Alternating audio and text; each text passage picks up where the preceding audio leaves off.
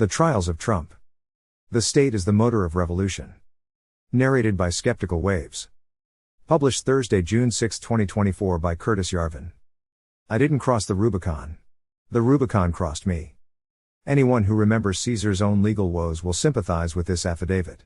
Yet the analogy has an inevitable farcical edge. Yet politics is the art of the possible in the real world, and does not the real world have a farcical quality? Do you see it yet? This hilarious quality of our time, grim though its implications be, will only accelerate. Trump is no Caesar. We are no Romans. There is a resonance between Trump and his era, just as there was between Caesar and the classical world, still a late Greek world. Caesar was an Olympian. Trump should be on Ozempic. Shouldn't we all? All Trump's shallow and stagey phoniness only speaks to his time and people, as any leader must. I make this mistake every time I see the word. I can't wait for the Paris Ozempics. The state is the motor of revolution. One chestnut of the revolutionary age, attributable to I know not whom, Kropotkin? Karl Radek? Gracchus Babeuf? Is that the state is the motor of revolution. In revolutionary theory, the revolutionary does not supply the fuel for the revolution, just the spark. The fuel is the inevitable, yet inevitably counterproductive, actions of the regime. If the regime could ignore the spark, it would not catch fire. Yet it cannot. Yet, the spark is not the fire. Is Trump the spark? Iskra, or spark, was Lenin's mag. Let me stipulate, as I will explain at length shortly, that the revolutionary era is over. Revolutionary logic no longer works. However, revolutionary logic may be a special case of a more general rule which still applies. The state is still the motor of revolution, or, as we prefer to say here, regime change, non-violent revolution. To understand how regime change in a post-revolutionary world can work, we need to subtract the revolutionary analysis. Any hint of LARPing in this area is disastrous. To subtract it, though, we need to see it clearly, perhaps with a satiric magnifying glass. The reason that the opponents of the current institutional oligarchy are not effective is that once we get frustrated with trying to make the system work, we start trying to operate according to the rules of revolutionary democracy, which no longer exists. The revolutionary analysis. Will a judge, any judge, for any judge can send Trump to jail before the election? Maybe. Polymarket puts the probability at 15%. I feel like this may be a good bet. What would be amazing would be to run the debate over the jail's visitor phone. Will this outrage make Trumpists rise up, mob up, pry their Führer from Epstein's cell, shred any human being in their way, and seat him on an Oval Office throne of blood? At least an Aeron chair of blood. Trump's back, like mine, isn't getting any younger, lol. Did anyone even protest his trial? Lol. Charlottesville and January 6th were the last lame breaths of what John Adams called mobocracy in America. Just as monarchy cannot exist when the king is 5 years old, mobocracy, that is, revolutionary democracy cannot exist when the mob just wants to grill. Under the rules of revolutionary democracy, that the state is the motor of revolution means that Trump must become a revolutionary martyr energizing his supporters by provoking the state to treat him unjustly. Like, say, MLK Jr. In fact, according to this logic, from the perspective of the revolution, ideally Trump would be murdered in jail, like Cornelio Codreanu or, Foggy Bottom tells us, Alexei Navalny. Or, second best, he could be assassinated by a schizophrenic DSA member. The result would be a burst in Trump support from Ray backbone of the American petty bourgeoisie, outraged used car dealers, general contractors, small-town investment advisors, who would realize that they have to arm themselves and demand the new Trump-Enrique, with the stern methods of the red shirts of the Southern Redemption. Though much is taken, much abides. Lol. Nothing, in fact, abides. Nothing of this, anyway. The problem with effective political action today is that everyone knows the rules of revolutionary democracy. Everyone keeps returning to them. They no longer work. This is the dictionary definition of a trap. The rules of the revolutionary age. The revolutionary is infinitely weaker by definition than the state. He need not assault the state. He helps the state to act in ways that, through the state's own power, allow it to destroy itself. As this snowball gathers force and begins to roll downhill, he runs in front of it, clearing obstacles. The classic pattern, purist is always in Russia, is the martyred heroic terrorist. The natural prey of the terrorist is the moderate. His mission is to make any moderation impossible, to heighten the contradictions. A good way to do this is to kill moderates. The state's vengeance makes him a martyr, strengthening the cause. To an early reactionary, like Mestre, the murder of moderates is God's hard justice. No revolution would be possible without the moderates, never driven by principle, always trimming their sails to the latest wind. Later in the age of revolution, this principle becomes universal. The rough fascist displaces the gentleman reactionary. The fascist is the revolutionary's natural enemy. The moderate is their mutual prey. The end of the revolutionary age. Look at the relationship between Americans' 1970s days of rage and the Russian terrorists who assassinated Alexander II a century earlier. The nihilists of Victorian Russia knew in every bone that one of them would one day ascend a throne of blood. The radicals of hippie Berkeley faked it in every bone. Hippies no longer plant bombs. It is almost astonishing that, only 50 years ago, they were willing to. Yet even the bombs of the 70s were seldom set to kill. They were mostly statements. We are no longer in the revolutionary age, 1750 to 1950, the 19th century, broadly defined, extended dance remix.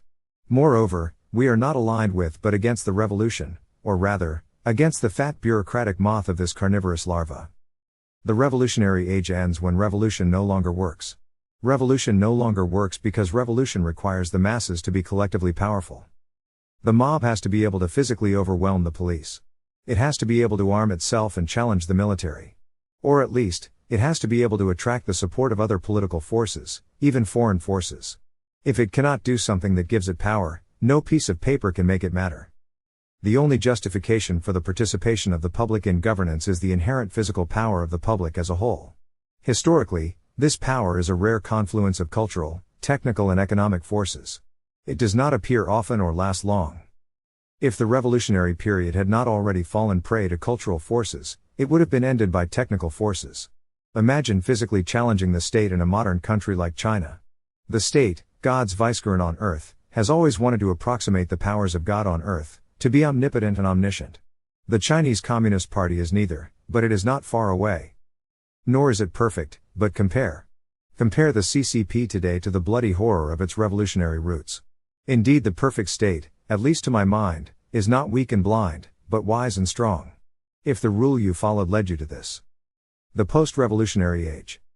So what does regime change look like in the post-revolutionary era? Revolution no longer works.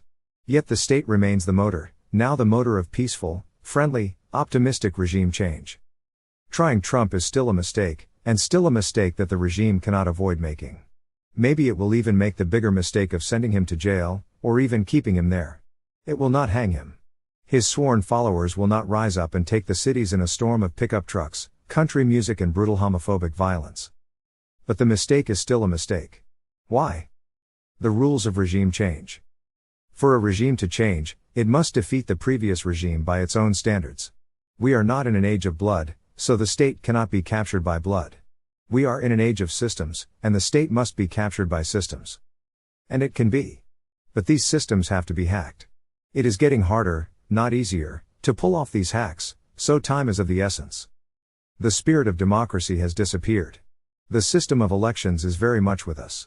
However, the election system is not effective by default. It is not just necessary to win elections, it is necessary to hack them. The regime does not steal elections, mostly. It hacks elections. Sometimes the hack is just an intentional security hole that lets private actors large or small cheat. Generally, a hack is anything you can get away with that works. The regime can get away with almost anything. Its enemies can get away with almost nothing. Certainly we cannot break the law though, of course, anyone these days can be prosecuted for anything. But to hack a system is not to smash it with a hammer. It is to use the system in a way that is unintended or unexpected. In the 21st century, no one expects anyone to try to use elections to take over the government. Yet it is perfectly practical and even legal. It is the present legislative/judiciary control over the executive branch that is illegal. The absolute prerequisite for hacking a system is that you not believe in it. Still, in 2024, most Republican voters still believe in the American system. For example, they believe that a judge is in some sense a consecrated person, like a Catholic priest. Like a priest, he gets to wear a special costume. What century are we in, anyway? Lol. The Democrats, profoundly atheistic in every sense, certainly no believers in costumes, unless they work, have played this game of using the Republicans' respect for the old fake Roman institutions of an 18th century America so different from today's country that the founders would be aghast and appalled that we would try to use their systems. But as in the age of revolution, the state is the motor of change. Again, The critical point of all action is the destruction of moderation. The moderate, while he of course wants some change, believes the system is fundamentally sound and can be improved. He supports the regime against the radical, for even thinking it can be improved is a way of supporting it. In a world where voters elect Trump with a mandate to just take over the government as completely as the Allies took over the government of Germany in 1945, he will probably screw it up, anyway. Yet he doesn't have to screw it up. The only way to not screw it up, for Donald Trump, is to be the chairman of the board, and delegate to a single executive ready to be the plenary CEO of America. If you think a judge is a sacred bearer of the fire of Jupiter, there is an unmistakable, pagan quality, the last breath of Fustel de Coulanges in your deference to the decrees of this man who by the gods' immutable design is more than a man. But if you think a judge is a man in a black polyester robe that someone ordered from China. Today, even most Republican voters are voting to make the system work better. They are not voting to break the system. To get them to vote to break the system, the state needs to break them out of its frame, to shatter their traditional illusions. It needs to desecrate the holy temple of the state, turning it into just another office building. And while the Great Gate of Jupiter is never closed, any office building can be padlocked. And why is the regime doing this? Because it is not a monarchy. The revolutionary rules are rules for democracy fighting monarchy. Our regime is an oligarchic regime. While an oligarchy is much more resilient than a monarchy, a genuinely decentralized oligarchy makes mistakes which a small amount of central guidance would prevent. The judge trying Trump does not realize that he is scoring an own goal. Possibly he does not even understand that he is scoring an even bigger own goal by sending Trump to jail. All he knows is that the more he does, the more adoring press he gets. There is literally no one who can stop this one-man motor of regime change. And this is just the effect on the public. But regime change is not pure democracy, it is the alliance of democracy and monarchy against oligarchy. The king is an essential part of the equation. What is the effect of the prosecution on him? It is to deprive him of all courses of action, except that course which is most dangerous to the regime. Exactly what Cato did with Caesar. Trump would never cross the Rubicon. But there are thousands of judges in America. Which means thousands of Rubicons, just waiting to cross him. And each of them has the incentive to do so, and no one can tell them to stop.